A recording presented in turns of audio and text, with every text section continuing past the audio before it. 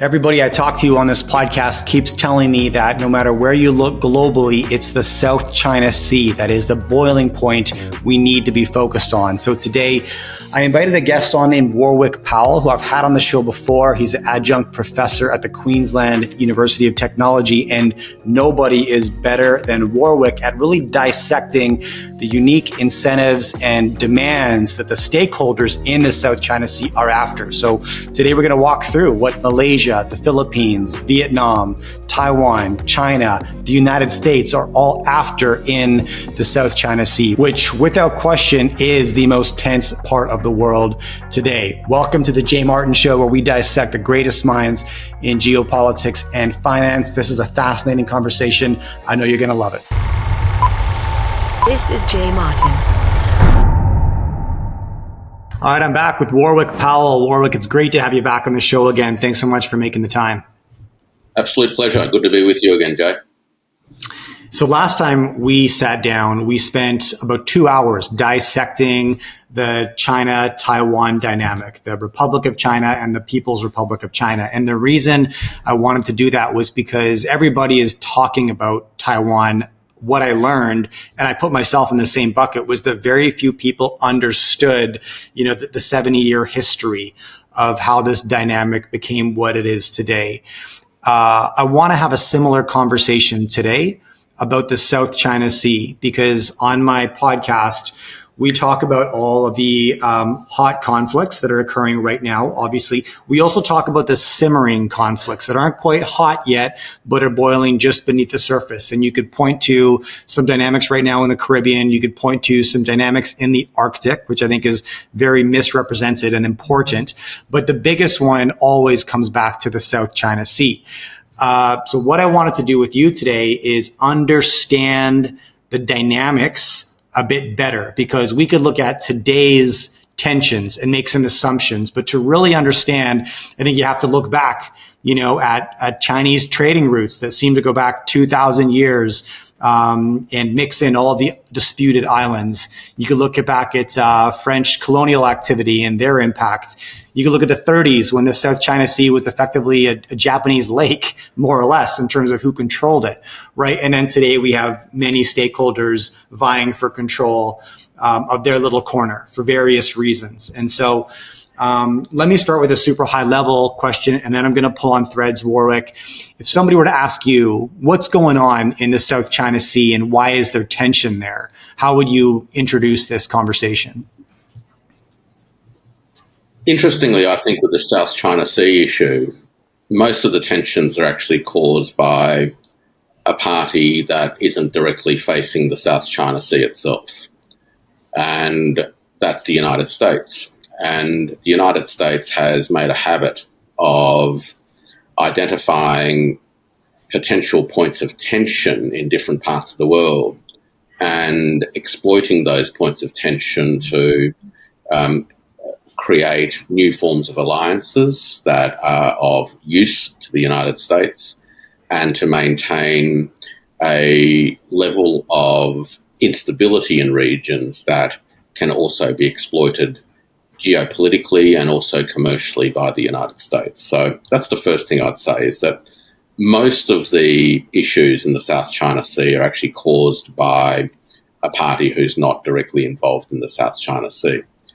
Insofar as the countries that all face the South China Sea are concerned, they have always had ongoing issues about jurisdiction, responsibility, sovereignty, and ultimately, despite all of that, over many, many centuries, they've also managed to find ways to persist in being neighbours with very little significant incidents of violence, let alone breaking out into any warfare itself over questions to do with the South China Sea. The South China Sea obviously is a very important body of water that connects a lot of countries. And not only does it connect countries within the region, but it's also the body of water that enables the countries in the region. So that's China, Vietnam, Malaysia, Indonesia, Philippines, Brunei, and then when you move into the Gulf of Thailand, we've got Thailand and Cambodia, for example.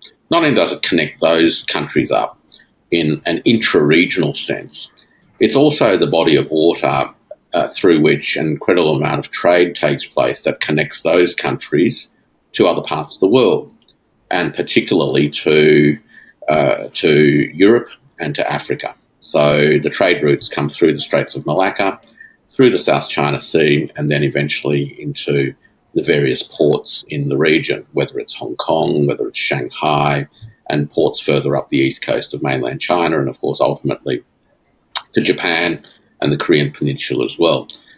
And an incredible amount of trade goes through this body of water.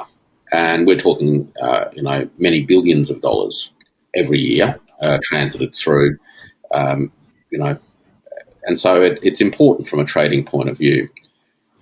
That's sort of the benign story, I guess, about the South China Sea, Jay, where it's an important piece of natural infrastructure, if you will, that countries in the region have used, obviously.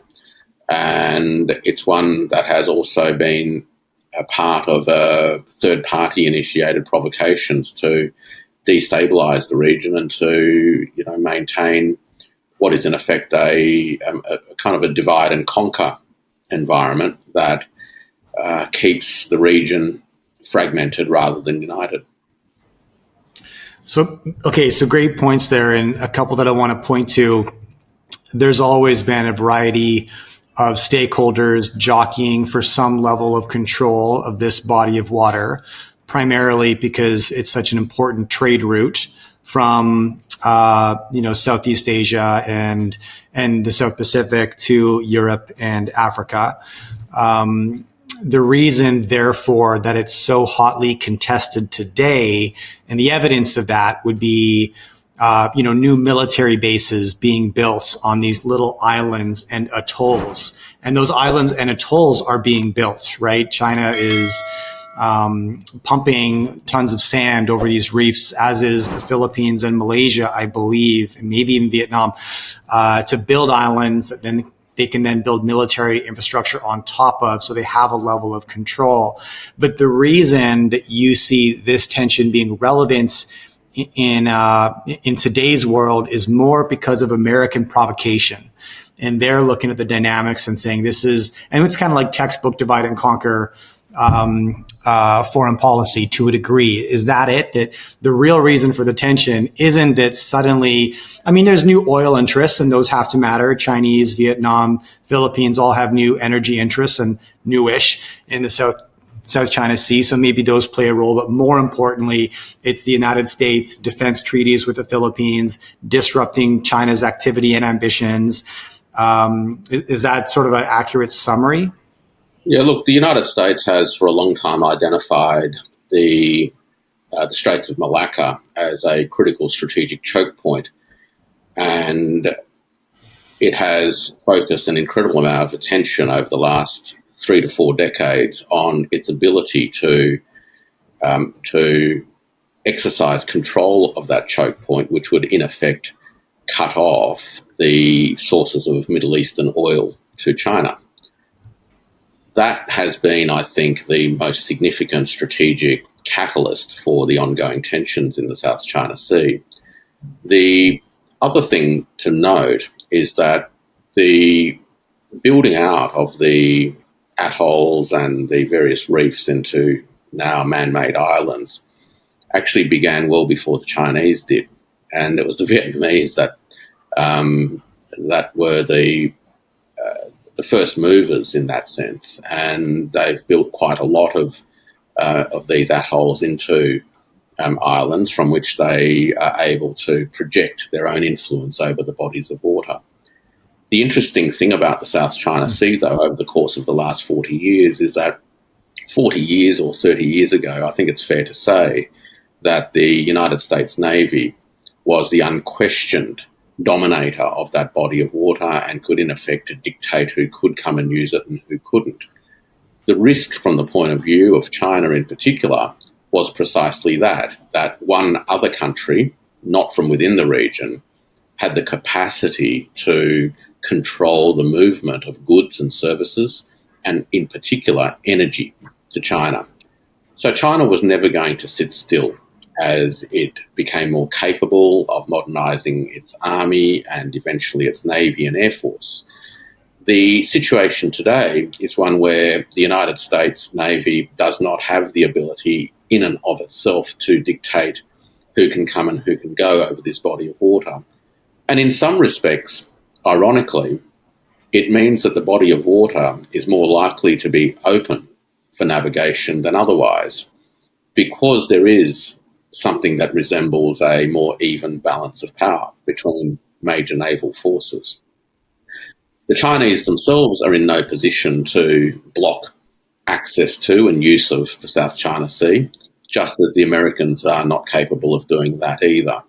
And from China's point of view, they really don't need very many reasons to pursue a blockage option, because so much of their trade goes through this body of water. What they're interested in is to be able to access it without the risk of someone else blocking it. So some 80% of Chinese oil imports actually come via the Straits of Malacca and the South China Sea. About 40% of China's merchandise trade goes through the South China Sea. So when people talk about the need to enforce stability and access and freedom of navigation in the South China Sea, what they're really saying is that China needs to be protected from China. And that's a nonsense. The geopolitical dimensions of this, of course, have shifted. So we've moved from the pardon the pun, the narrow focus on the Straits of Malacca as the choke point, to a broader question of projection, which is to use the South China Sea, and particularly the placement of medium-range missiles on the Philippines, in the hopes of hemming in the Chinese Navy to behind the First Island chain, and to also hem Chinese submarines close to the Chinese mainland, where the bodies of water are a lot shallower. So that's really the geostrategic / military tactical objective. The Chinese, again, were never going to sit still as the military manoeuvring along those lines began to take place. And unsurprisingly, the Chinese Navy has expanded considerably. Its capabilities in terms of electronic warfare, interference and interdiction has enhanced substantially. Its submarine fleet capabilities, both conventional and nuclear, have been substantially advanced, and to a point where I would argue that by and large the Americans are now being pushed quietly but certainly away from the First Island chain. Not entirely, but certainly in ways compared to 20 to 30 years ago, it certainly is the case that the American naval presence is no longer what it once was. They're the sort of principal dynamics. From a trade front, I don't think it's in anybody's interest, particularly those who actually use the body of water for trade in goods and energy, to make that body of water unnavigatable. There are, of course, other kinds of disputes, and they've persisted for a long time. There are many disputes between Malaysia and Vietnam and the People's Republic of China and the Republic of China, which continues to also lay sovereignty claims over the entirety of the South China Sea. But notice how none of these disputes have ever led to the chronic breakdown of relationships between the countries involved. And they've all maintained all sorts of other forms of interactions and collaborations, notwithstanding the fact that they don't agree on some of the various territorial claims. Could you make the argument then that even today, there has been some violent conflict, not major, but, Chinese and Philippine vessels clashing, Chinese vessels blocking Philippine access to stranded vessels. There was the one incident where, knives and hatchets were drawn. One Philippine soldier lost his thumb, I think, that was squashed between two boats.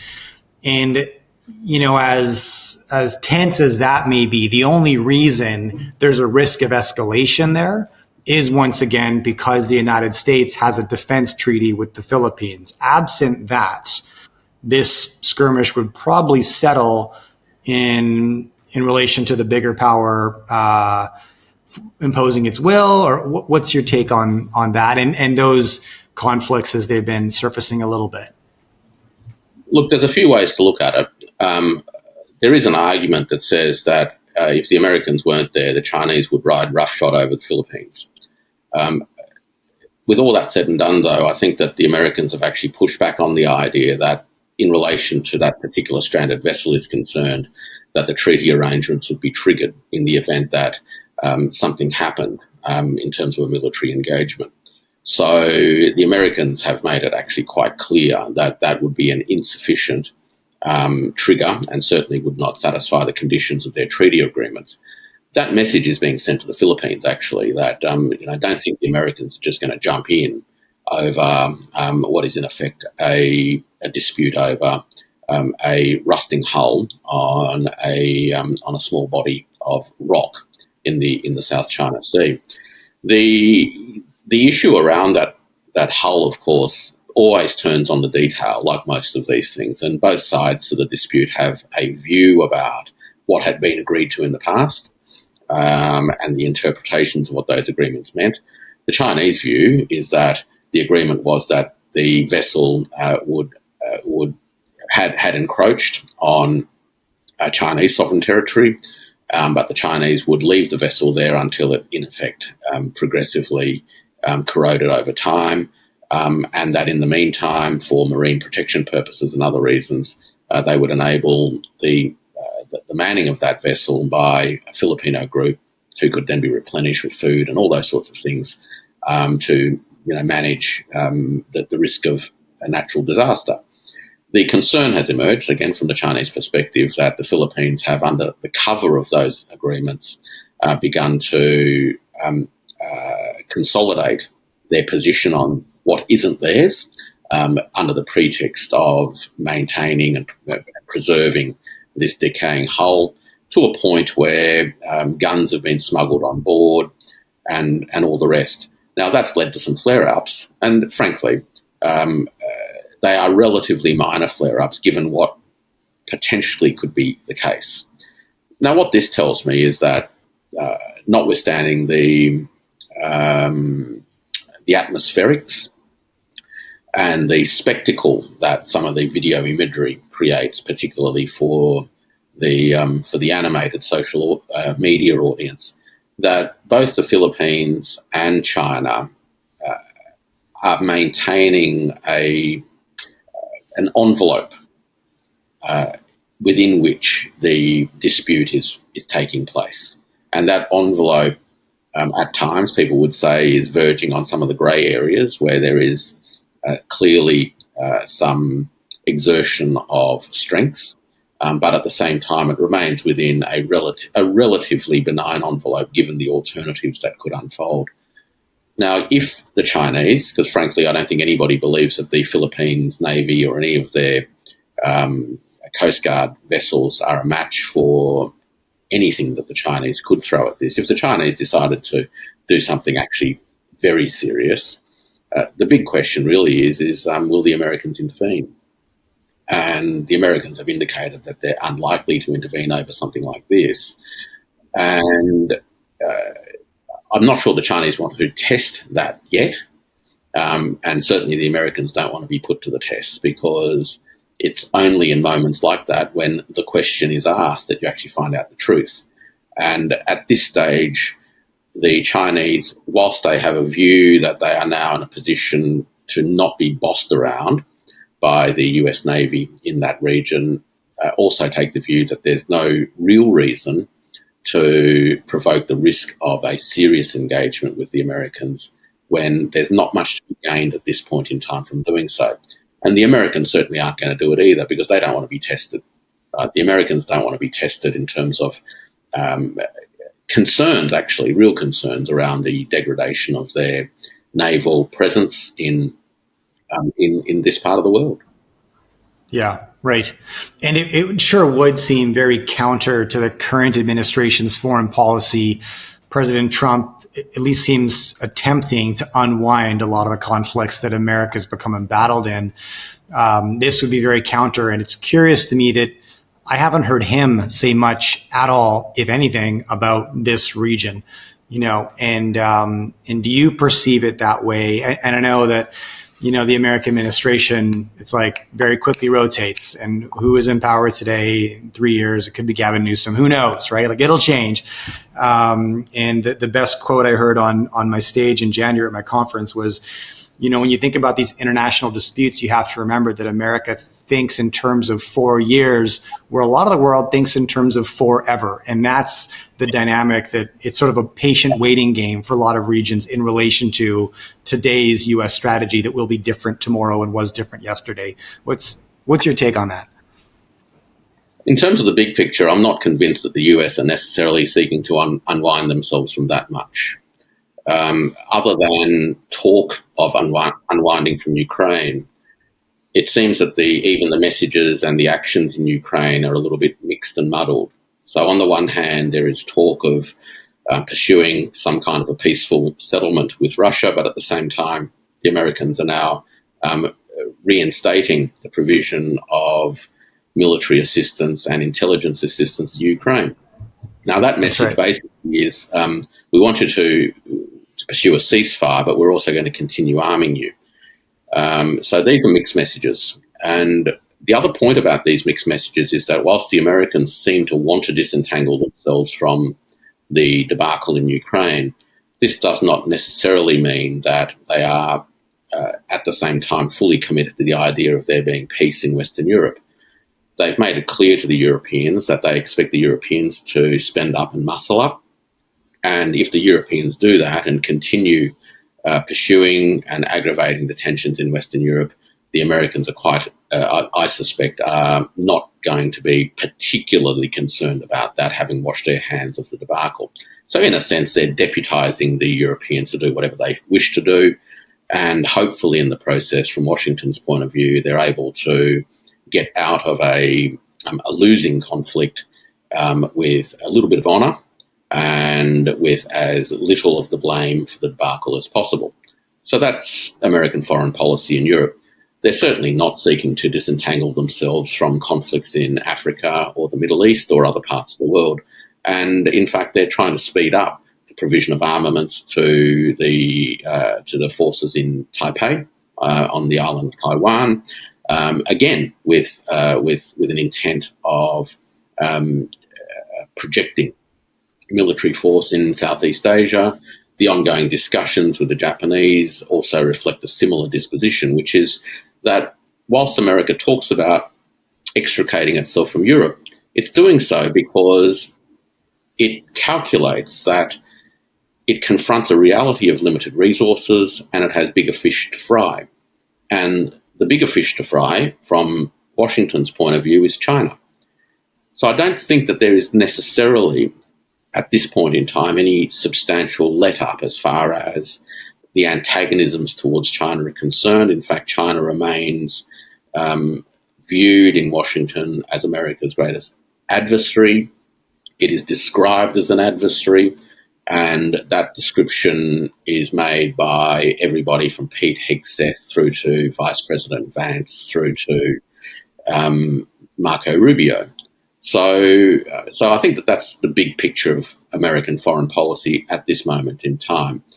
In terms of its approach to Asia, given resource limitations, I think it has been, over the course of the last 7 or 8 years, maybe a little bit more, seeking to rope in alliance partners, whether they be client states like Japan and the Republic of Korea, sub-imperial allies such as Australia, and of course former colonies like the Philippines, to be the shop front and to resource up and to be the launch pads for the projection of American military power into the region. So rather than necessarily being the direct actor all of the time in the region, it is now seeking to mobilise its network of allies through a series of unilateral agreements in the name of, firstly, containing China, but I think also ultimately with the ambitions of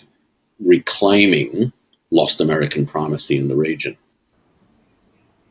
Interesting. Okay, I would love to have you expand on a couple things you just shared. One was the expediting of armaments in Taipei. I'd love to know more about that. Maybe let's start there. And then I'm also curious about the evolution of the client relationship with Japan and how that's shifting today. I think that's another important stakeholder. Yeah, look, the situation in relation to Taipei is, of course, multidimensional. We have a long delayed program of provisioning out of the American military industrial system for orders placed by the Republic of China some years ago. So there's significant delays in delivering on what has been ordered and paid for, in large part caused by the rerouting of a lot of that to Ukraine over the last 3 years, but also because the American industrial system is actually not capable of producing the quantities that it is seeking to sell and promote around the world. So the first thing is that it has a backlog. The second thing is that it's also now gone ahead and provided, at least announced the provision by donation of another significant amount of military assistance, which is quite an important qualitative change in that this isn't a sale, but it's actually a donation. It's a gift. I don't know how long these gifts last from an American point of view, and certainly they don't necessarily last beyond administrations, as we've seen in Ukraine.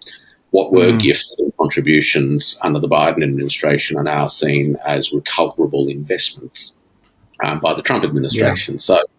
So the idea of being gifted anything by Washington probably needs to be taken with a grain of salt by everybody else. So that's one dimension of Taipei. The second dimension is this issue of the semiconductors, which is TSMC.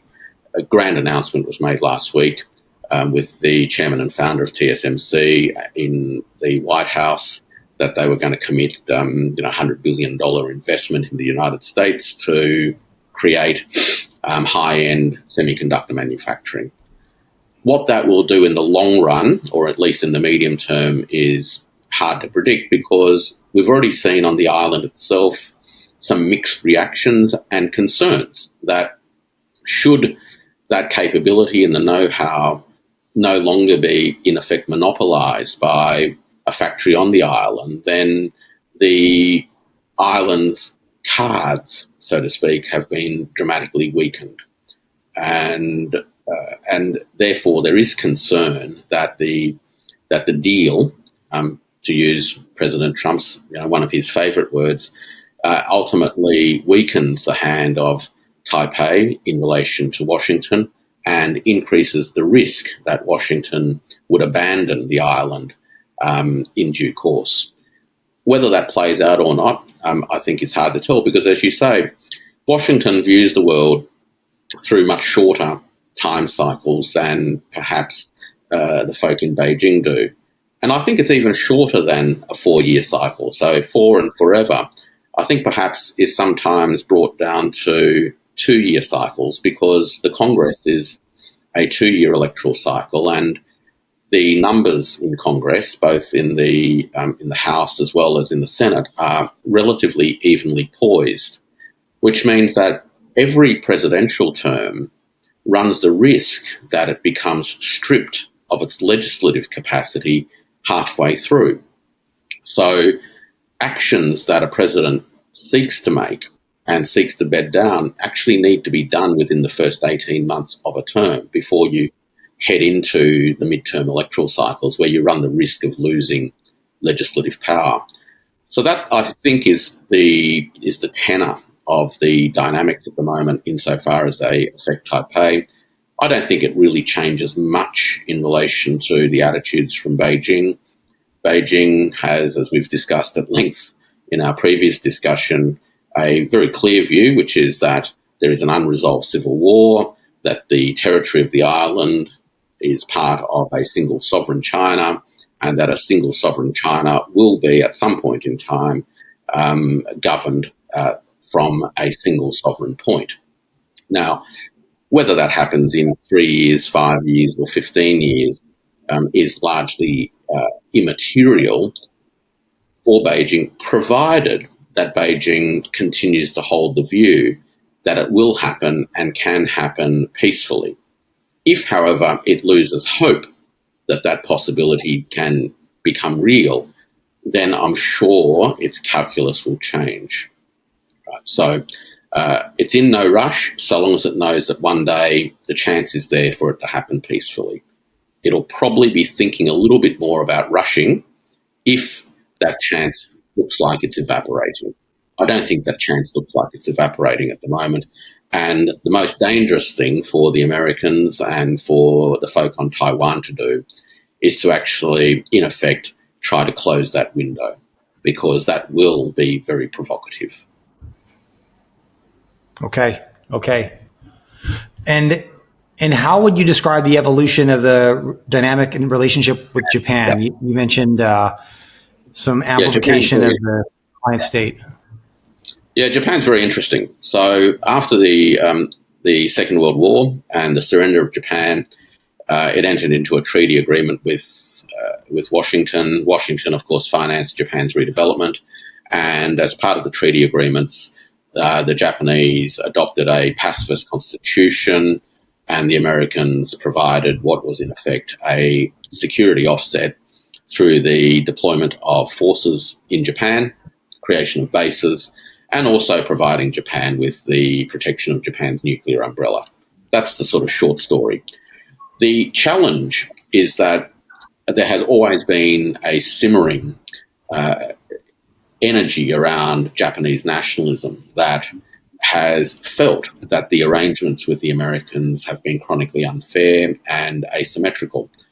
And over the course of the last 10 years or so, we've seen a few things happen. And it's happening as a response to dynamics in the region as well. So the continued capacity development on the Korean Peninsula by the DPRK, nuclear capacity, intermediate missiles, hypersonic missile technologies, and now what looks like to be their first nuclear submarine, together with persistent, and I mean this goes many, many decades, a persistent fear of being invaded by China, rational or otherwise.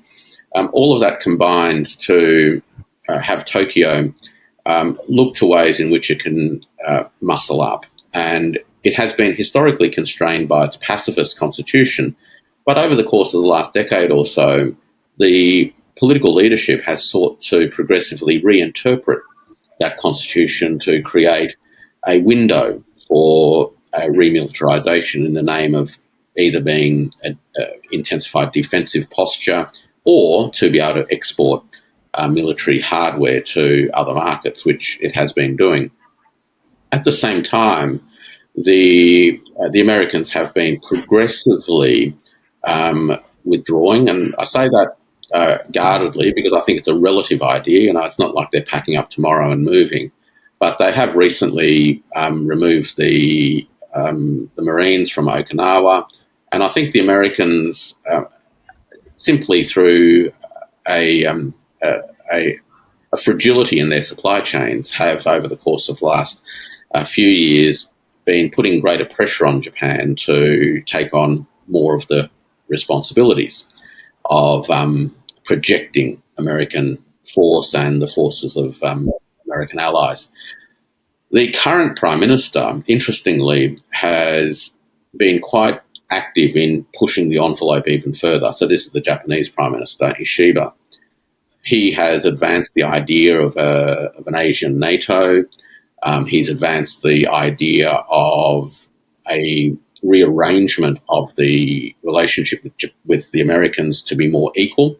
He talks about it as a need to recalibrate the relationship to be one of a relationship between normal countries, right?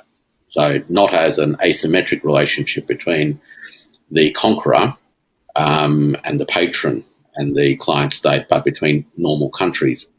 And in concrete terms, he's actually suggested that Japanese bases be established on American Pacific territories like Guam, also with extraterritorial rights, meaning that those bases on Guam would not be subject to American law but would be subject to Japanese law, just as the American bases on Japan are subject to American law, not Japanese law. Unsurprisingly, that idea basically has got nowhere in Washington. It's highly inconceivable that Washington could ever contemplate that kind of arrangement. But you can see that the powers that be in Tokyo are looking at ways of stretching their position, creating more elbow room for themselves, and to enhance their own autonomous capability, whilst at the same time not radically disrupting its relationship with the US. So this is a fine line that the politicians in Tokyo currently need to tread. They're exploiting this window that's been created over the last decade by relative American retrenchment from the region to expand Japan's own capabilities. But at the same time, the last thing they want to do right now is to tell the Americans to go. So that's the balancing act. The risk for Japan in doing that is, of course, ruffling the feathers in Washington too much.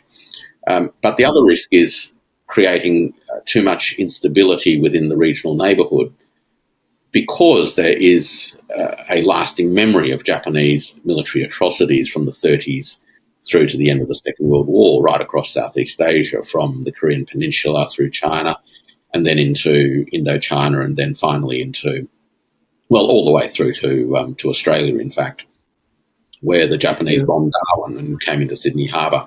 So Japan's actually been proactively visiting, particularly Beijing, to, I think, provide assurances to Beijing that whilst it is gently remilitarising, it's doing so to be defensive in nature, and that Beijing should take that at face value. Mm-hmm. Yeah, it's striking. I wonder how much, if any, validity there would be behind a concern of a Chinese invasion of Japan. And you know, to my knowledge, I don't think there's any real history of China being the antagonist outside of their borders in any major way. Please correct me if I'm wrong and if I'm missing something there. But I'd love you to comment on that. And then maybe just to wrap up this first part of the conversation, do you agree, Warwick, that if you look at the Arctic, if you look at a couple of the other regions that are simmering, that are not in a hot conflict yet, would you agree that the South China Sea is the most tension and the most significant today? What's your take?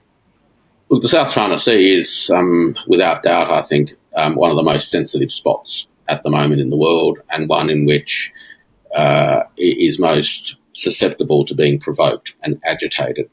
You know, if you visualise, an injured, part of your body, for example, and it's swollen and tender, you can, I think, imagine that the South China Sea is that part of your injured body that even touching it, ever so gently, causes a reaction. And I think that the South China Sea at the moment sort of has all of those attributes to it, and therefore is one in which, is easily provoked and agitated. Look, frankly, all of that notwithstanding, I think it's full marks to all of the countries actually in the region for the restraint that they've all shown. The Philippines, the Chinese, the Republic of China in Taipei has made the odd statement here and there, basically objecting to the claims from other countries. But they're a bit of a sideshow. It's just more of a historical curio that they're still, extending their own claims. The Vietnamese, of course, have, notwithstanding ongoing disputes with China over some of the islands, have incredible working relationships, and the Malaysians and Indonesians too. So the countries and the people in Asia seem to have a capacity to to moderate the extent to which they pursue differences and are able to contain the limits to which they will go to expressing their particular view about something and pursuing their interests. And perhaps this draws on centuries of history where they've all had to live with each other. This is the thing, right? If you've had close neighbourly relationships for many, many centuries, and you can't change your neighbours, of course, in geopolitics, then you've got to find ways of navigating that. You either do it the European way, which is to, persist in all sorts of warfare all of the time, or you try to do it in a way that seems to have been the predominant way in Asia, which is largely through what many Westerners would see as tedious dialogue and diplomatic ritual and deference to major players. The tribute system, so to speak, was in many ways a security architecture that gave face to the biggest player in the region, whilst at the same time enabling everyone else to benefit from the security and the stability that came with it. So if you look back over the course of the last 2,000 years, China has traded right through Southeast Asia, and it's also through the Straits of Malacca traded with the rest of the world, particularly into Persia, Africa, into South Asia. And in all of that time, as much interaction as it's had with all of these places, and as much as it's actually left people along the way, there's never been a signification of any of these languages or cultures, right? There's never really been any attempt to colonise them.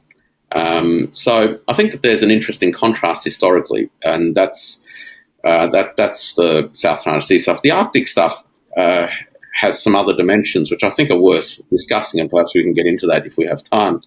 But South China Sea certainly is a tender point. It's one where the immediately affected players have shown remarkable restraint, which I would argue draws from their own rich history of navigating this situation. And I wouldn't be surprised if, had there not been a third-party irritant, that a relatively stable and peaceful status quo would sustain for quite a long time. It doesn't mean a final resolution to anything. It just means that nobody blows up. It just means that they just sort of live with differences and periodically butt heads, but by and large are able to maintain civility and sensible commerce and other kinds of relationships. Yeah. Okay. Well, actually, I'd love your take on the Arctic. I'd love to jump into that. I think it's a region of the world that a lot of people are sleeping on because it's been frozen for most of our, written history. But it's thawing. There's a new trade route opening up, the Northern Sea route, which gives Russia direct access to many markets that are previously required the Suez Canal for. It can now reach these markets near 9 to 15 days shorter travel time. And striking to me is how many of the Soviet era military bases Russia has reawakened on the Arctic coast. Now, they have the biggest chunk of Arctic coast in the world. Nobody's got as much control over that part of over that ocean as they do. The second region will be Canada. The third would be Greenland. But we've really done nothing in terms of developing infrastructure up there. Makes me wonder if that is somewhat related to Trump's recent interest in both Canada and Greenland.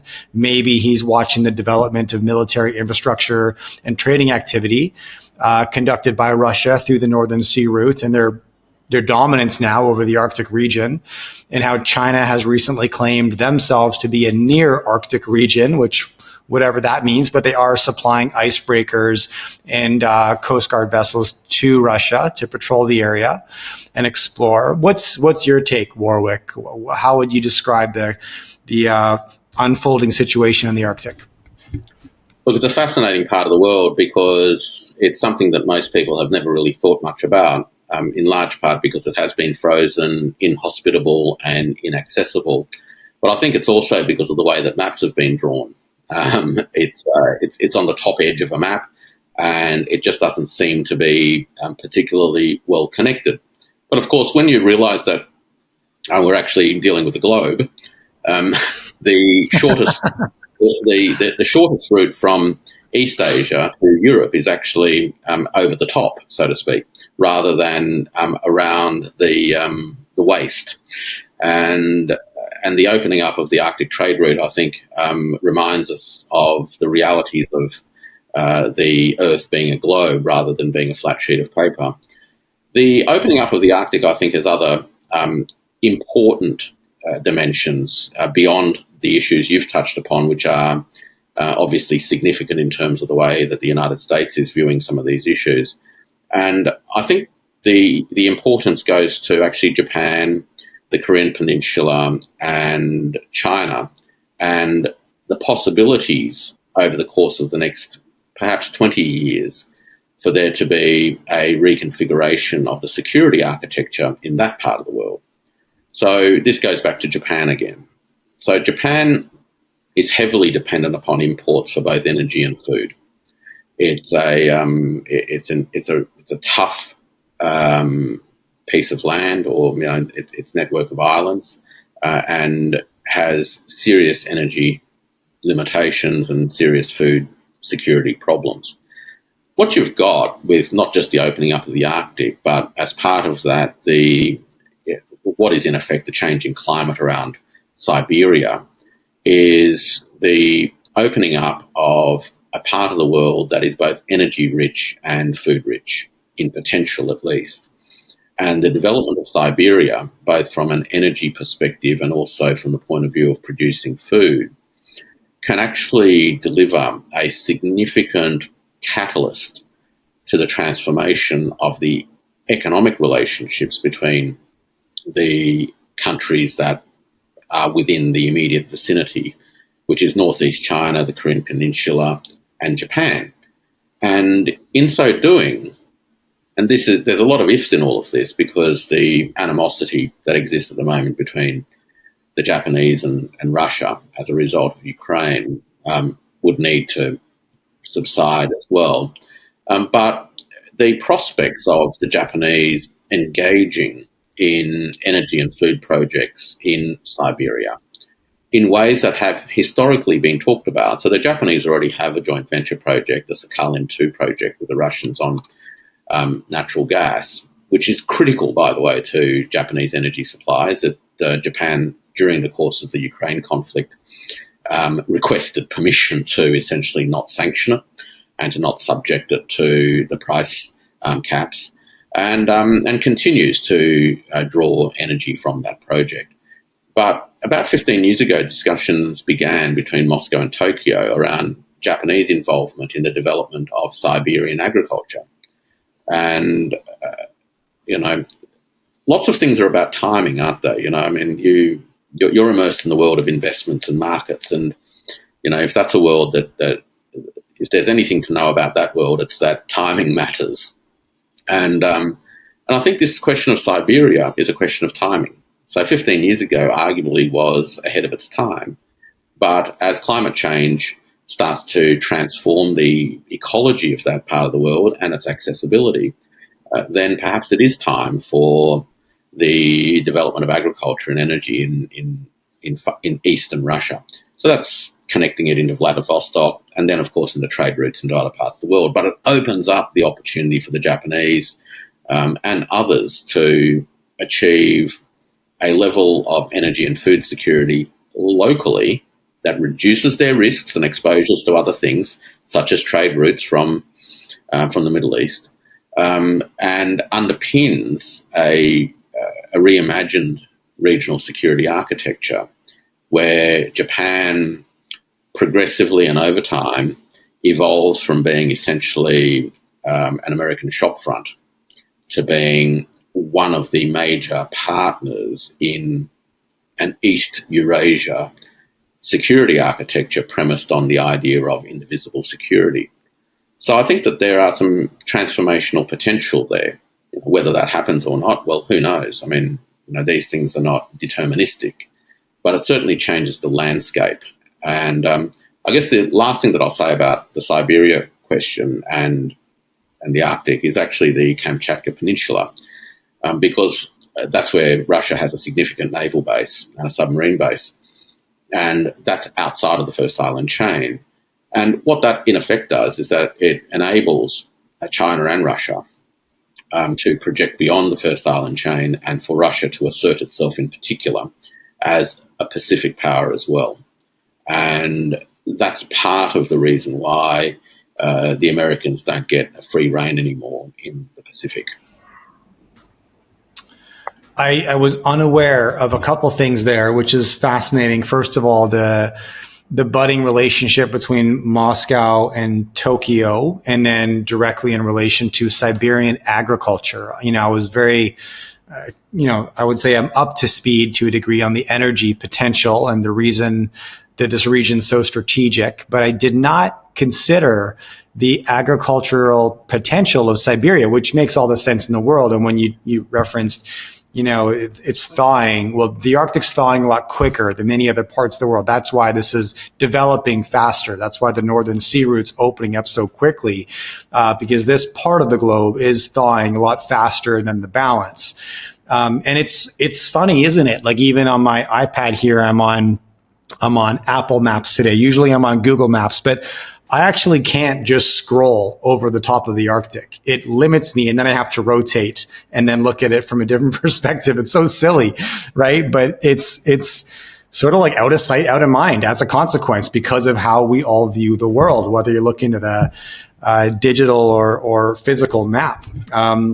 There are actually some very cool maps that have been done, which are sort of vertical in nature, which tries to portray the world unfolded the other way. And you can find them. Oh, interesting. And it's very disconcerting, right? Because we are so used to seeing the world in a particular flat format. When these other maps have been drawn, they've unfolded the globe, north-south, so to speak, and it's a totally different view. I've seen some maps actually which places Australia in a much more prominent position, which again, totally changes one's sense of how the world fits together, which of course is interesting to me from sitting here in the Southern Hemisphere. But yeah, look, I think the transformations in that part of the world in terms of food and energy and connectivity will have the potential to boost populations, of course, and without populations you don't have economies, and there will be economies emerge there. And let me put it this way.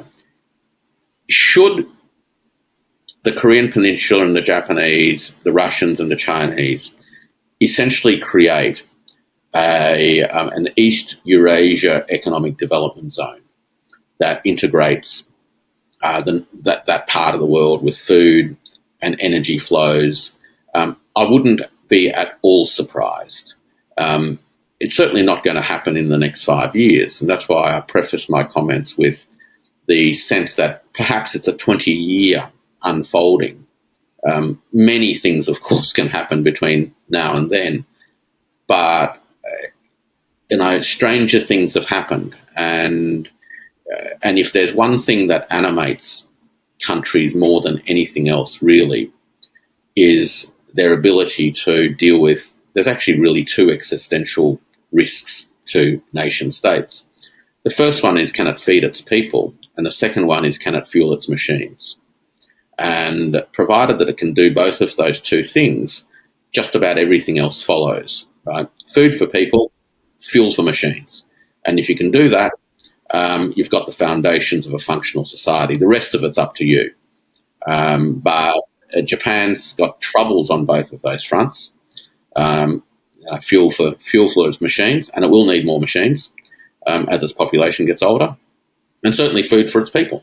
And Siberia or East Eurasia offers the prospects of solving a whole bunch of those problems for countries in that part of the world.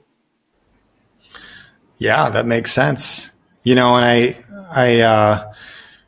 I'm right now reading this biography of a gentleman named Alexander Baranov, who led the Russian America Company at the end of the 18th century. And so end of the 18th century, and he sailed across the Bering Sea, struck a bunch of trade deals with the Alouettes, who were the sort of natives at that point in history. Many of the trade deals were hostile. He ended up taking over the majority of the territory. But, that's how Russia obviously ended up in possession of Alaska, which they sold for a song to the United States after Baranov moved on. But what's most striking about it to me is that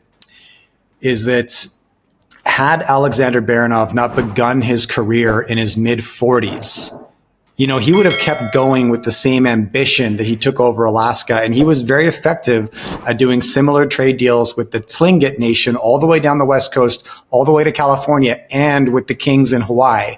And he was well on his way to colonizing Hawaii and the entire West Coast. But by the time he got there, he was in his 60s. He was riddled with arthritis. And the Russian noblemen did not appreciate the value of the land he was colonizing. And so when his tenure ended, they abandoned it, including the sale of Alaska to the United States. But the world would look very different if, maybe one of two of those things had changed. If he had begun his career in his 20s, not his 40s, if he hadn't been stricken with arthritis and slowed down, and if his relationship with the nobleman back in Russia wasn't so poor. He was a very abrasive person and rubbed the nobleman back home the wrong way. And so they were very happy to abandon his 20-year effort in Russian Alaska. Had that been different, the globe would look very different today, because America was not focused on Hawaii and the West Coast at this point in history. The other thing about this, in terms of how seemingly small things can eventually have big ripple effects, is early last year, so about a year ago, the North Korean government actually officially abandoned its policy of reunification, and that's actually really significant. It's been, I think, not well appreciated and understood in terms of its significance, because once it abandons, the South, by the way, hasn't abandoned it, but the North has. It's accepted. It's come to an official view that the Korean Peninsula will be two countries. And once you have that change in position, you also begin to see a change in the way that the military is repostured. So it becomes actually more aggressively defensive, because it's no longer of a view that it can prosecute a war to complete a reunification. And that actually, I think, and it hasn't been appreciated yet, for partly, I think, global geopolitical reasons. I don't think it's in America's interest for there to be anything settled on the Korean Peninsula. But if the political forces in the South who are independent of American interests actually realise the potential to cut a deal, literally, to come to an agreement finally on this issue of the Korean Peninsula and accept the fact that there are two Koreas and that they therefore no longer pose a threat to each other. Because you've got to remember, they're a threat to each other because there's an unfinished civil war. It's another legacy. It's an unfinished civil war with an armistice, but that's it. Right? But if both sides actually resolve that they're going to go their own ways, then the nature of the security relationships can change. And there's a lot of detail that you'd have to work through, because one has nuclear power, nuclear capabilities, the other one doesn't.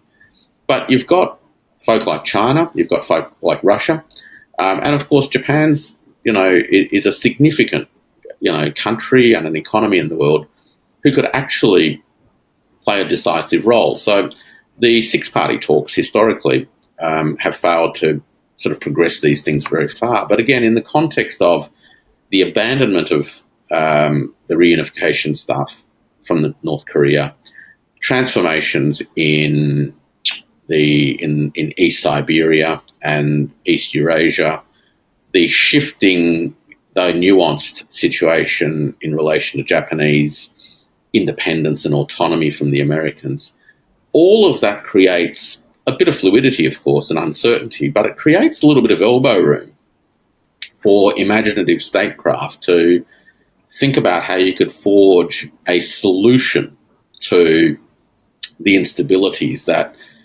crisscross, that particular part of the world.